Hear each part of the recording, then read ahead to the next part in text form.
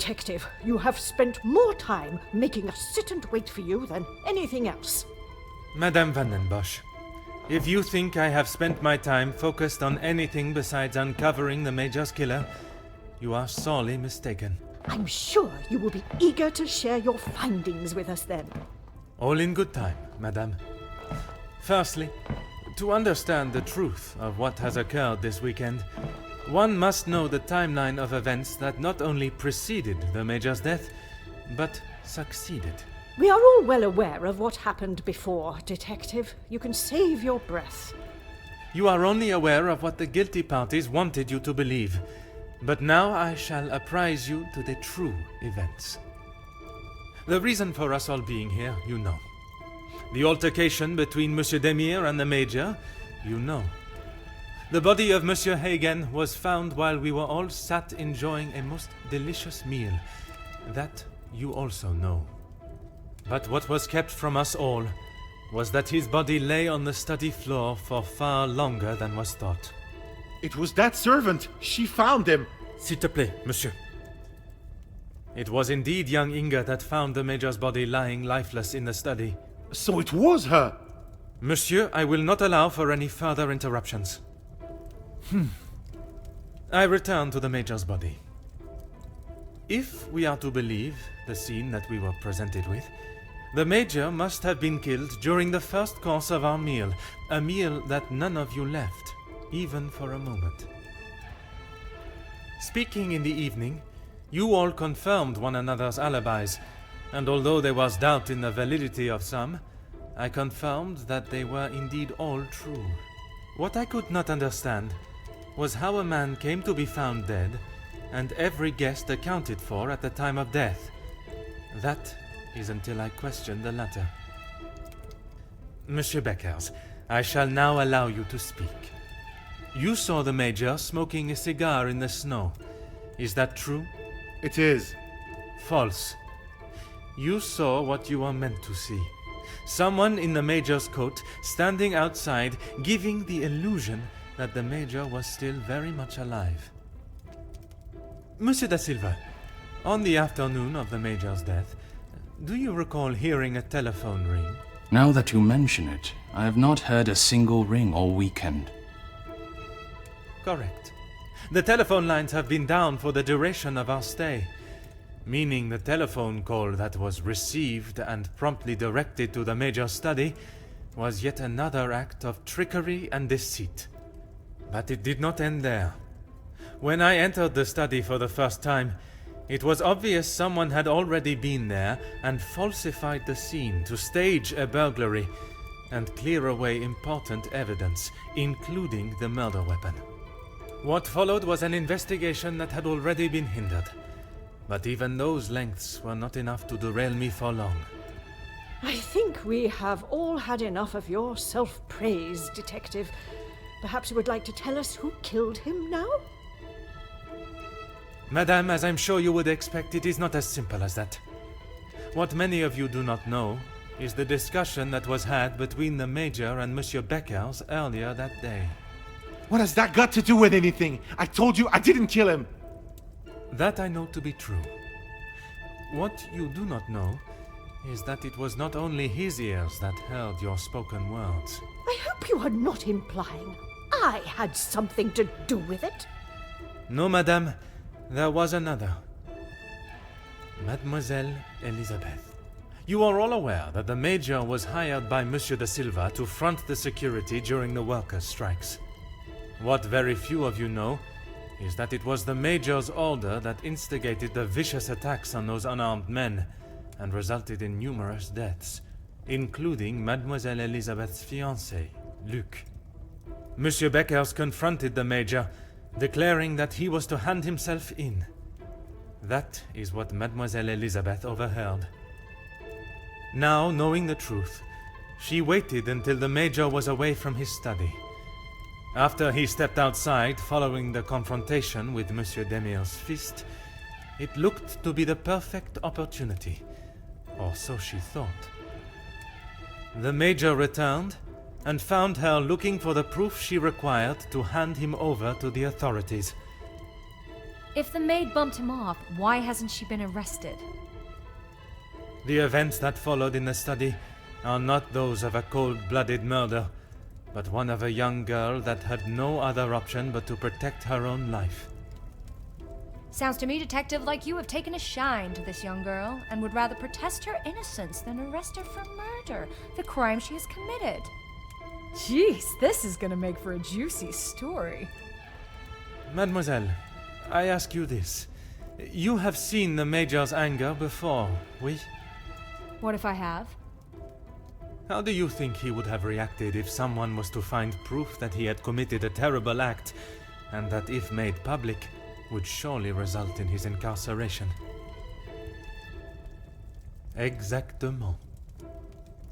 It is quite the story you have told, Detective, but all I have heard is that Elizabeth overheard a conversation blaming the Major for her fiancé's death, and she murdered him in revenge. A servant killing a man that is as revered as he was. She will face the noose. I am not denying that a man has lost his life, but it is not the crime of murder that you all believe. While the Major did not deserve to die in such a way, it was his actions towards Mademoiselle Elizabeth that drove her to defend herself in any way she could. Mademoiselle Elizabeth will be punished, but we will let the law decide the severity of her punishment. She has played you like a fiddle, Detective, acting the innocent victim. She will be arrested and hanged for her crime, like every other cold-blooded killer. Here. Give her what she deserves. The girl has got to pay for what she's done.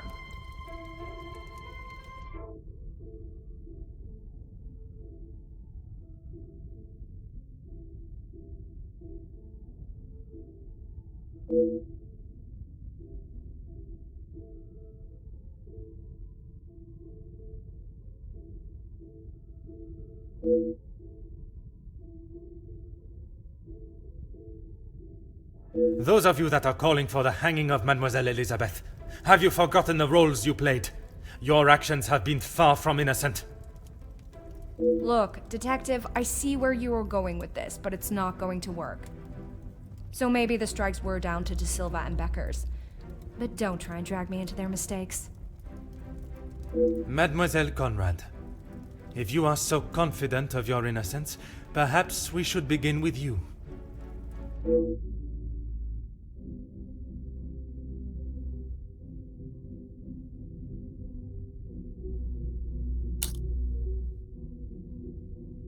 You don't need to imply it's only me that does. Ask any of my journalists, they'll say the same. Even if in the process people are hurt? You knew the situation surrounding the strikes, and only sought to swell the anger in people and create further chaos. Mademoiselle, you so often have something to say. Now is not the time for silence. You really are delusional. Maybe you should just keep your theories and claims to yourself.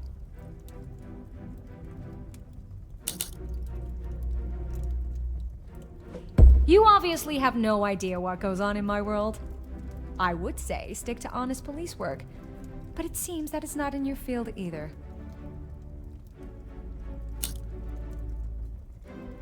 Look, it's... Mademoiselle, I do not have time for your excuses. Do you wish to state your direct involvement, or should I? It's not... Okay, fine. Yes, the story was going nowhere. There was a deal on the table, and it was going to be done and dusted. Everything you said is true. I wanted the story. The scoop that would have blown the others out of the water. I never wanted anyone to get hurt. But I can see what I did wasn't right. I didn't think you had this side in you. I can see now why Angeline asked for you personally. You're not like other cops. It's clear it's the law and doing the right thing through and through with you.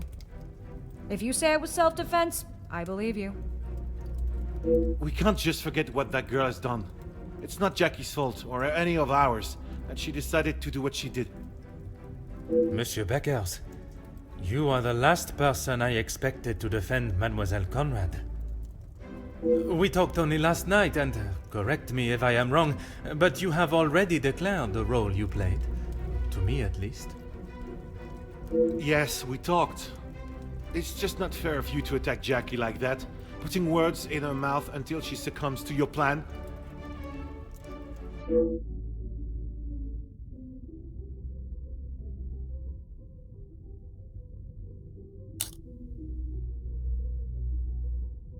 Detective, I'm afraid you're misunderstood.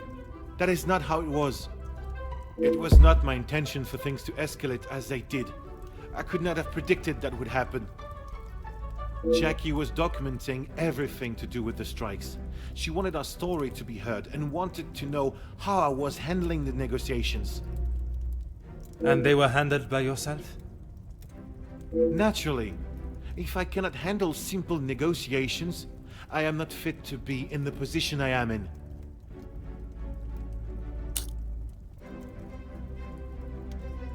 I was only pushing for what my men deserved, what they needed.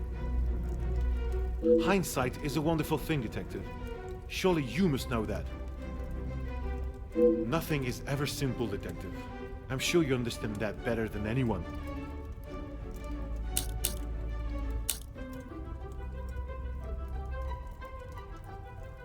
You're right, Detective. I have tried so hard to deny my part, but I know only too well that my decisions led to the death of those men. I know I cannot excuse what I've done. I just want you all to know that I am not a hateful or malicious man. I only wanted to prove that I was the right man. I have lived in other shadows for so long. I thought I would be able to finally step into the light and be the one that everyone remembered, not forgot. Monsieur da Silva offered me a deal and I turned it down. I thought I was doing right by the workers, but it was only myself I was thinking about. What more proof do you need? He said it himself. I made a generous offer to reach a resolution, and he turned his nose up at it. It was not that simple, though. Oui, an offer was made, but Monsieur Beckers and the workers would never have been forced into that position had their working conditions been satisfactory to begin with. This is outrageous! Do you plan on blaming everyone for doing their jobs? I suppose it makes you feel better about yourself, doesn't it?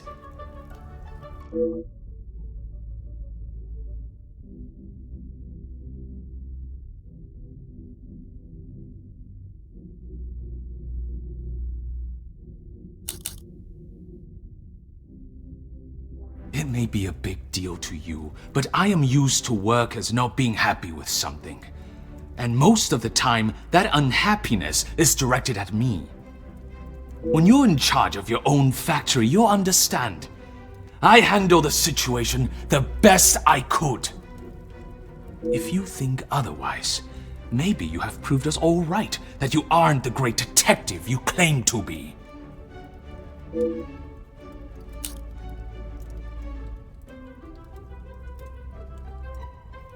You said it, anonymous. I don't know them, and it doesn't sound like they know me.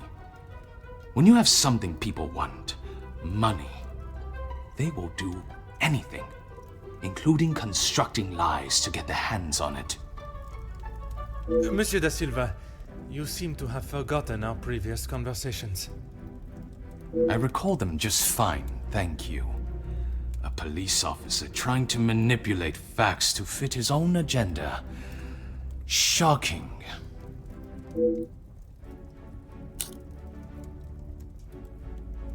Do you really think this is the first time blame has fallen at my feet? Although I don't think I've seen someone try so hard before to even convince themselves of what they are saying. Have you not learned enough already from having your factories closed? If you have any hope to return to normality, you must admit your faults and accept the repercussions. I may have been a little harsh with my staff. I only wanted to prepare them for the realities of this world. I was never given the opportunities that they have today, and I succeeded. all they do is demand more and more at the factories and at the house. How am I meant to keep a good profit if every franc is going to them? I offered what I could. I was willing to meet in the middle. But maybe that wasn't enough. Swallowing one's pride is no easy feat. But if it means that a young girl will receive fair judgment, I am prepared to do it. Merci, monsieur, for your honesty. Admitting your responsibility is an honorable move. What now, Detective? Is this absurdity going to continue much longer? Even after all your attempts, Detective, Felix was still murdered. Self-defense or not, she chose to hide what she had done because she knew what she had done was wrong. And she will be punished for it. It was not choice to hide anything, madame. If in her position, I ask, what would you have done? The Major has already furiously thrown an object at you, barely missing your head, and now has hold of your arm. I wouldn't have driven a knife into him, that I can tell you for sure. She is no fool. She intended to kill, not to defend.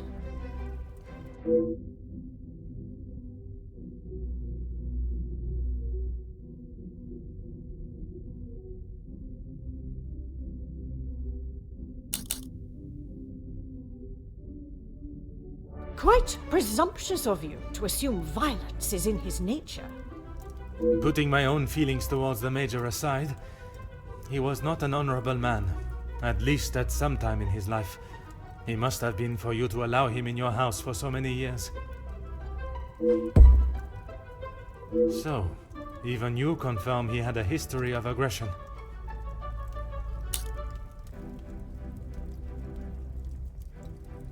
You have no idea. He was there for us when we needed him. You were there for him when he needed free room and board. That is not the case, and you know it. His actions are unforgivable and should not be defended by anyone. You judge him so harshly, but I return the question. What would you have done in his position? He had made mistakes. I will not deny that. In those moments when a decision had to be made, it fell to him, and he did what he saw fit.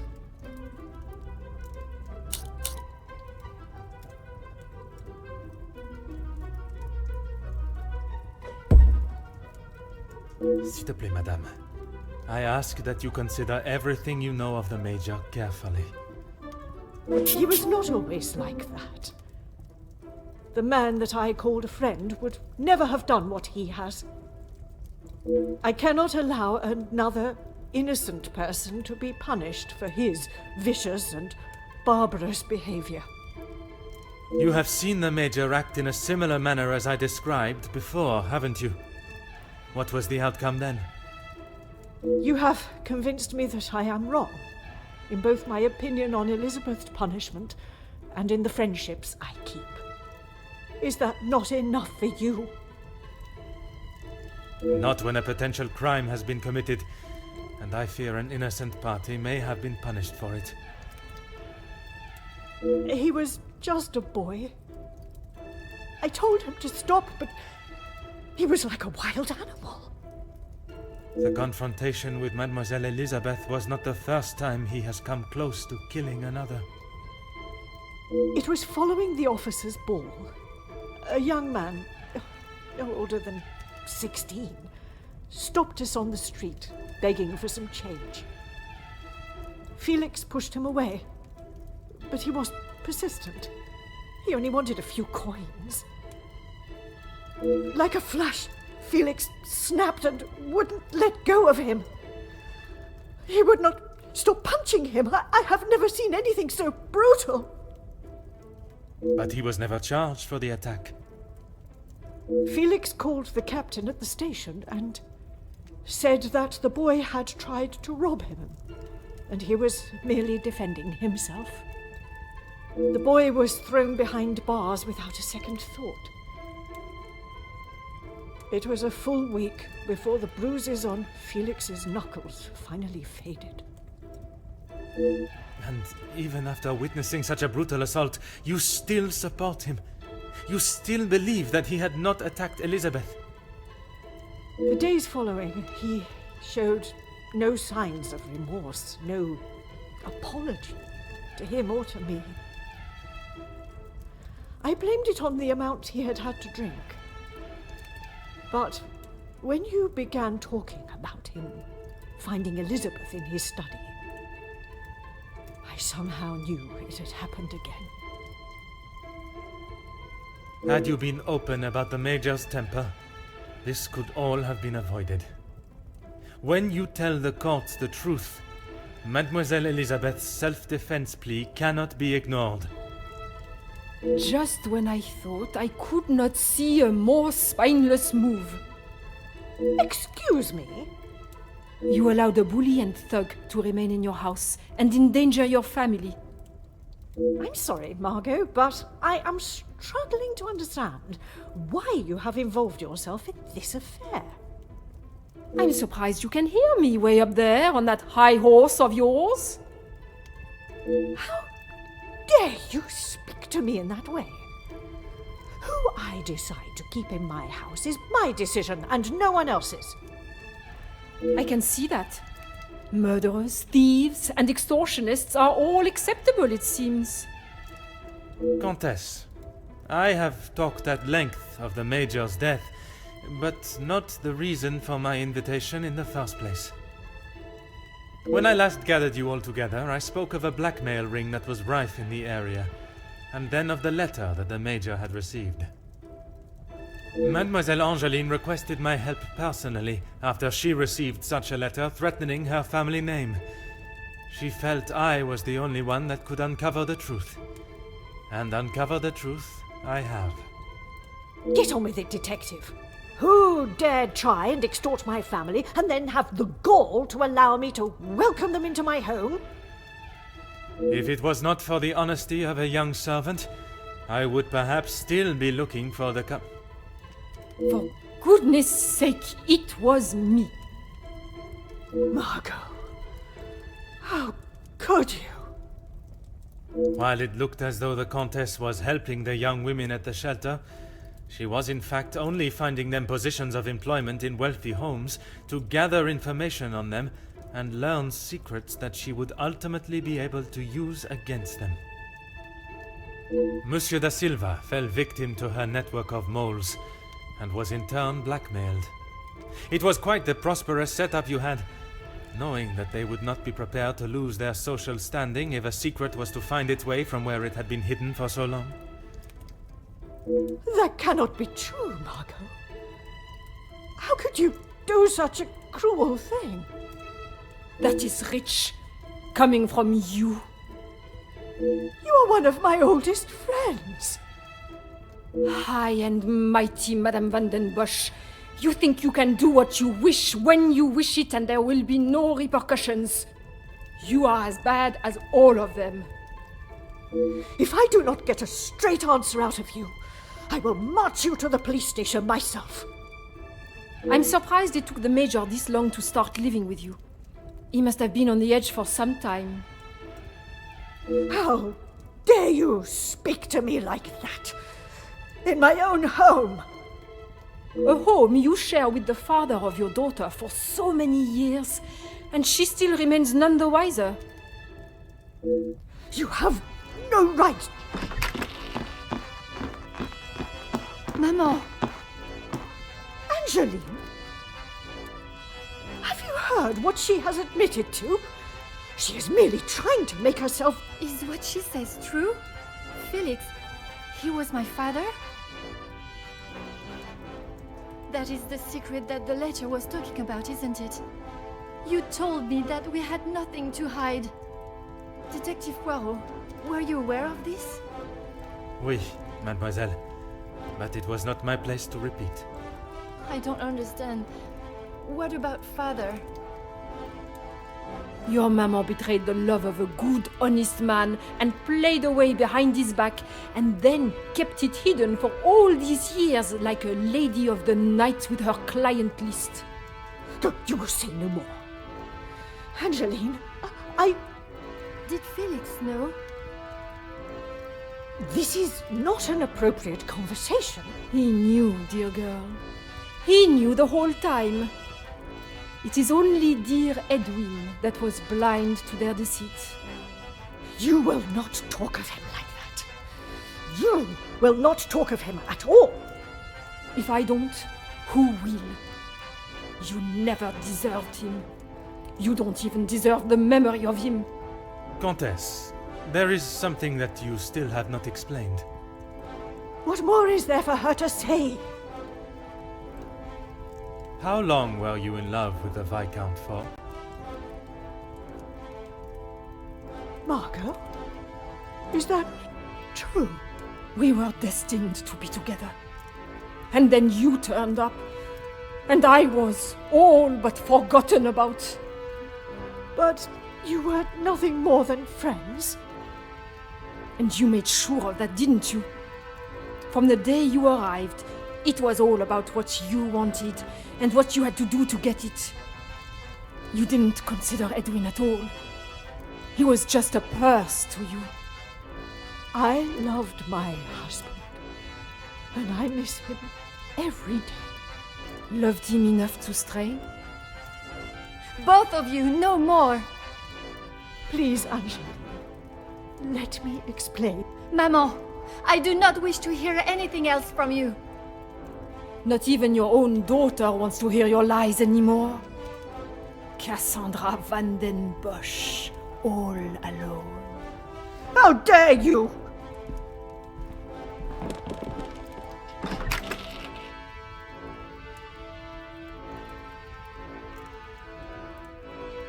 While I feel a sense of satisfaction and pride in solving both cases, there is still a part of me that is reluctant to revel in triumph. I am content with the unmasking of Comtesse de Vos as the blackmailer, and knowing that she will pay for her crimes. But it is the justice for Mademoiselle Elizabeth that worries me. She will stand in a court of law, and I can only hope that they can see she acted in self-defense. I must trust that our legal system and justice will prevail, and a fair sentencing will be given. In protecting her own life, she took the life of another. Perhaps the guilt she must live with is a greater punishment than any sentence she can receive.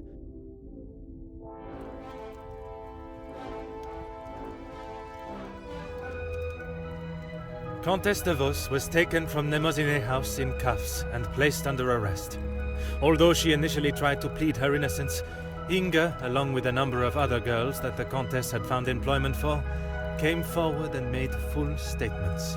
She was charged with 5 counts of blackmail and extortion and sent to a house of corrections, where she will have a new life to become accustomed to. Monsieur Sterling and Mademoiselle Rihanna were also reprimanded for their participation. While they may not be facing time in prison, tampering with a crime scene and obstruction of a police investigation are certainly not something that houses and new employers will look positively on.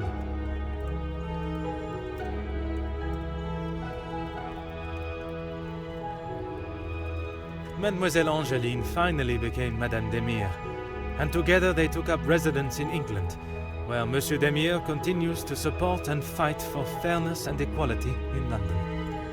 I am happy to say that we have remained in contact, and Madame Demire has become a regular correspondent of mine, and the latest joyous news is that they are expecting a child of their own. Madame van den Bosch showed compassion that I had not seen in her before.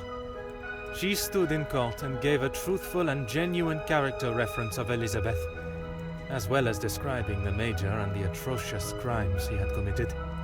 After Madame van den Bosch's secret was revealed to the world, her position in the social hierarchy was no more, disappearing in a moment. While she still resides in Belgium, I believe she has had to adapt to a far more modest way of life. A humbling experience for her, I am sure. Following her actions in the courtroom, Angeline believed that her maman still had a place in her life. Although they are on different sides of La Manche, they remain in contact. Mademoiselle Conrad left Nemozine House the same way she entered, confident in herself and audacious in her opinions. Her report of the Major's murder at the house and the surrounding blackmails became one of the most talked about stories of the year. While there were certain details of her own involvement that did not make it to print, she was really quite complimentary about the detective at the heart of the case. Monsieur de Silva tried to continue in his position as factory owner and business entrepreneur, but after his accounts and business dealings were investigated following the details of his blackmail being made public in Mademoiselle Conrad's article, his illustrious business empire began to crumble and is now facing an international corporate investigation. Monsieur Beckers stepped down from his position as union leader, accepting that he was no longer fit to represent the workforce that, in his words, he had let down on a scale of unmeasurable proportion. Although he is no longer the voice of the workers, he continues to support them from behind the scenes. Monsieur Zachariah and his brother made amends, and returning to his family home, and after sobering up, he was able to find the help that he required. I understand that he is now helping fellow soldiers with similar conditions. And Mademoiselle Elizabeth, she stood before a court, and while the proceedings were deemed controversial, the charges against her were dropped, and the reasoning of self-defense was accepted by the presiding judge. Madame Van den Bosch's testimony, along with Mademoiselle Angeline's declaration of her good character, was enough to show that it was not in Elizabeth's nature to act in such a violent way. The abundance of evidence against the Major, and his violent and cruel nature, including his appalling acts during the strikes and the war, was more than enough to prove that Mademoiselle Elizabeth had no other option in that situation but to defend herself in any way that she could. With the new arrival of Madame and Monsieur Demire's child next year, they have agreed to give Elizabeth the opportunity to return home to England and take up a position in their home as nanny.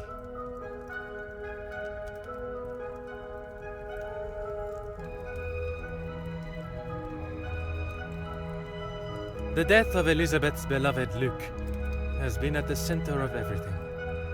Had those in positions to help not acted with only themselves in mind, perhaps he would still be alive today, and the Major would have paid the price for his own crimes in the eyes of the law, not at the blade of a knife.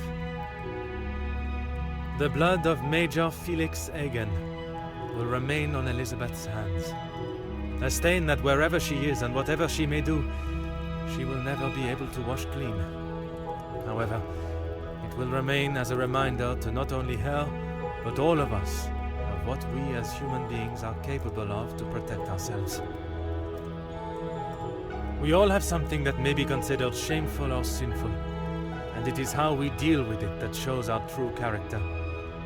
Those involved in the riots, the workers' deaths, and the Major's killing believed themselves to be untouchable.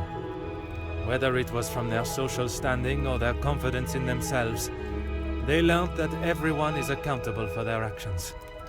There is no exemption because of the suit you wear or the money in your bank account. There is no price to a man's life. It cannot be bought or traded or discarded. No man is better than another, including Detective Hercule Poirot.